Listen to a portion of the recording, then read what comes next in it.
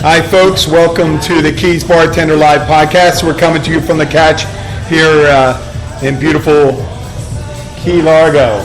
Yes, where are we right now? I just came from a cruise, so I'm kind of confused of where I am. But today I'm joined with some friends here. You can see the blender going in the background. That's the reason why I'm speaking. I'm sorry, Jerry. We can get your attention. But we are in a live setting, running a bar.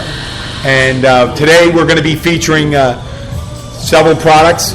One's a Tanteo. It's a flavored vodka. There's a jalapeno. I don't know if we're going to be using a chipotle. Right now I'm tasting the jalapeno. I knew that. I have a little lime juice. But it's great for making. We're going to try it out with a couple margaritas. We're going to sample them out to our crowd here. And then we're also going to be featuring a Skinny Girl vodka. Skinny Girl vodka you can do it in almost a gimlet. You can do it just by itself. You can do a dirty martini. I just opened up the shows. Yeah, dirty martini. And we're going to be sharing them out with our guest here. I just wanted to go over before we get some of our reps in and talk about the wonderful product we have. I want to talk about the cruise I was on, Billy. How was your cruise? You have a good time? I had a great time on the cruise. It was 8 days. We went out of Fort Lauderdale. Can we say who you went cruising with? You know what? Yes. Okay. I went with Carnival. We had a wonderful time.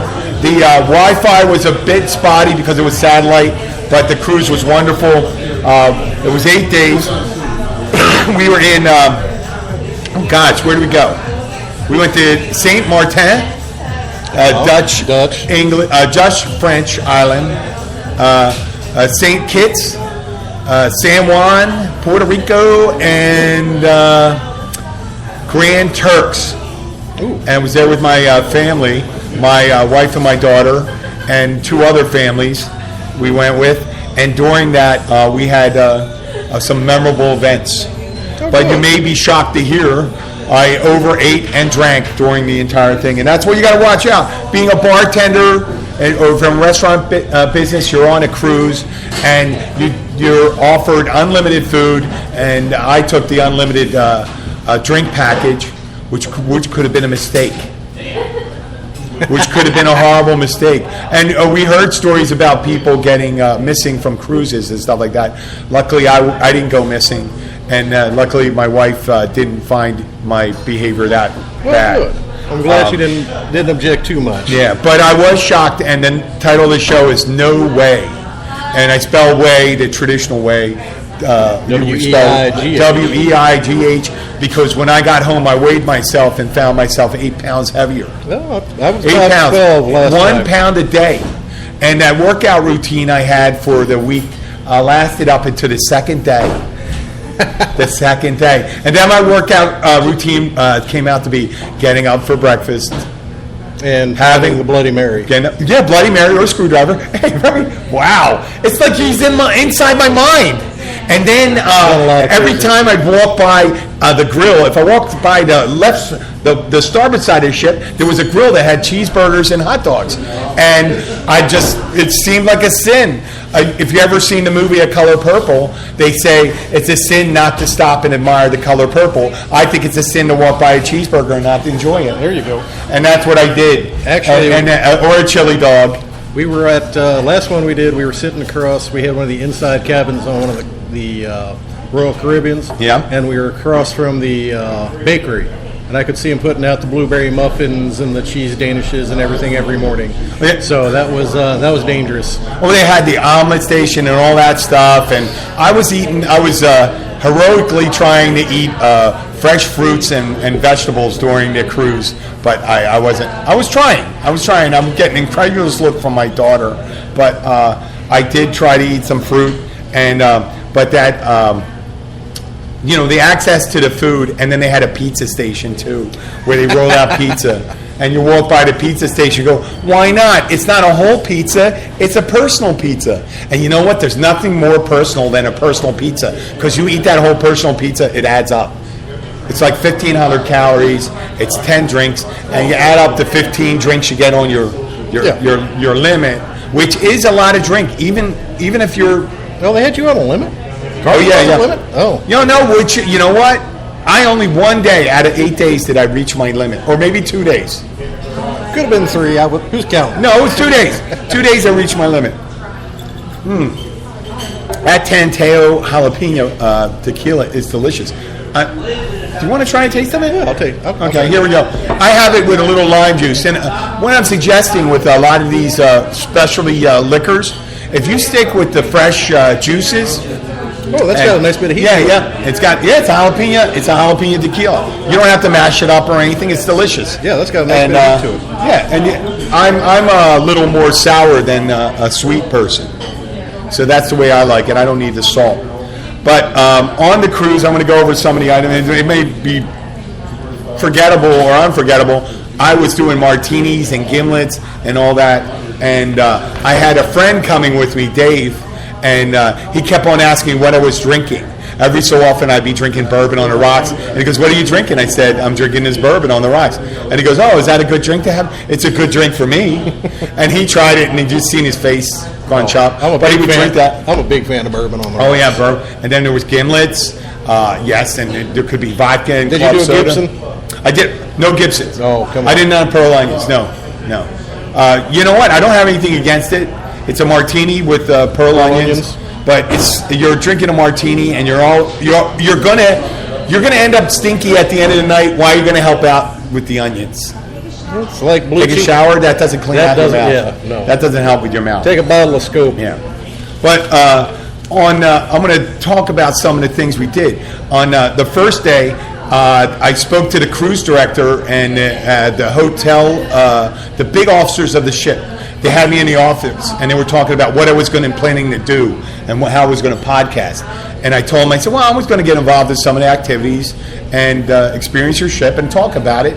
And so the guy who's kind of like the second in charge, and I don't want to get him in trouble, but his name Lars, and he was a hotel manager. I don't think I'm getting. And the entertainment director, who was Sydney, and the customer relations manager, whose name was Jeff.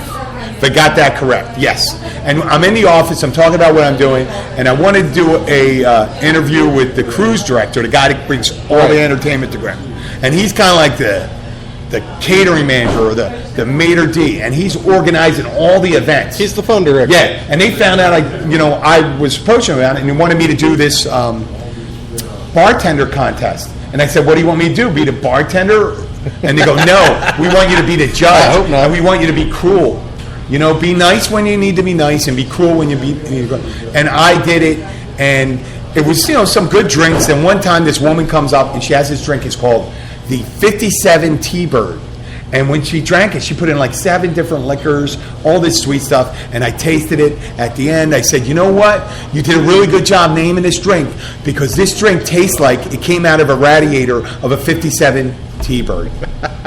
That's what I said. That was cool. I was channeling my inner Simon Cowell from America's Got Talent. Yeah. And I felt really bad after I said it. It was mean. But after that, there was a family reunion off to the side, and they started calling me Simon. And the family reunion kind of invited me in. There was like 20 people. It was a family right next to the main deck, near the main pool, near the main bar. And the whole time we're on the cruise, I kept on falling in with these people and hanging out with them. And they were an African American family, and here I am, and I'm sitting in the middle of them, and I'm the only guy looking like I do. But they were wonderful. They're the people I fed in. I fit in with. I'm sure we had. I put it fat in with. That's like a past tense of fit. But I sat with them the whole time. They were great. That was by day 4. It was Terrence. Fat in. It was Terrence, Chris, Tony, Michael, and their wives and their children, and we had a great time. And the whole time I was running in and out, and they were calling me Simon. And I said, "You know what? If you plan to come down to Key Largo and ask for me, if you start asking for Simon, they're not going to know. They're not going to know who I'm talking about, who you're talking about." So I handled the bartending contest, the judging, and then it was a karaoke thing. Yeah, the karaoke thing. What is that? 3 podcasts ago, where we had me? No, it was 6 podcasts ago when I made that my harangue, my insult against karaoke. What do I do? And I said I was a hypocrite in the beginning. And what does a hypocrite do? He acts against the thing that he does. And the thing that I did was I went up and did karaoke. I did Blondie, Call on Me. And I had two women dancing. Call Me. Yeah, not Call on Me. Call Me's another song. Call Me. But it's karaoke, so they give you the words. It's a good thing. And I had to rely on my musical skills, which are none, very, very poor. But I channeled my Bill Murray from the 80s, but it's kind of like a lounge singer. And I did that, and I think I did a good job. And then, I think a couple days later, we did some trivia, and then my daughter and I joined this game called Sorry. It was a human sorry game. Anybody know that game, Sorry? Yep. Sorry was, they had specific rules, and they were introducing this game as a life-size human game where you use bodies to move around. And this guy that ran the games, it was his first time doing it. And if you're familiar with Sorry, there's a whole bunch of different rules and things to do, how you skip people and stuff like that. And we're doing it, and there were 4 teams, and there was one team, and I guess I could talk about them because we don't know their name. It was a mother and her 3 sons, and the 3 sons were ultra-competitive, much like myself. But we were joined, Abby and I, Sky and I, were joined with a team of a mother and her son. So and then we had 2 other families. And these ultra-competitive guys, they're from like 14 to 17, and they're telling everyone what to do, who to go, and all that. And after a while, I told my daughter, I said, all we have to do is beat that team. And the rest of the game, that's all I did. And we weren't doing so hot the whole game. As a matter of fact, there were 2 other teams we were helping. Well, actually, as long as they didn't win. And it turned out, right towards the end, we were doing really poorly. And they were ready to say, hey, the guy's looking at me, he goes, this game's it's been going on an hour and a half. It was like one of those Risk games that last all night, if you play that. Or a long chess game, or Monopoly. And the guy said, can you just all take awards? And the young guys said no. They want to play to win. So the next move, I won. And we took there you go. We did that. And then after that, we did what's the big thing? The synchronized swimming competition. Synchronized swimming? Synchronized swimming. Was it solo synchronized swimming? No, it was team. They had me in charge of the men's team, and we had to do, my daughter is a synchronized swimmer. That's what she does. And she heard that synchronized swimming competition, and I thought, hey, hon, I don't think it's what you think it's going to be. Was it? No. It wasn't. They wanted to have someone embarrassed. They need to see someone look silly. And you know what? I stepped right up when that happened. Hey. There we go. Hey, how you doing? Hey, Pat. It's Patrick from Sweetwater. Patrick. Come on over. How you doing? I'm doing good, man. Join in, grab a seat. Let's get a drink for him. Patrick. Slide over a little bit. Yep. So we do a synchronized swimming routine. I orchestrate the whole thing. We just organize all this. I'm going to move over some. Yeah, just a little bit. Okay.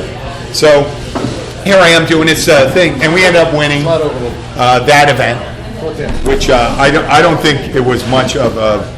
It was like a beauty contest. We're going to get some drinks for Patrick right here. What are you going to have, Patrick?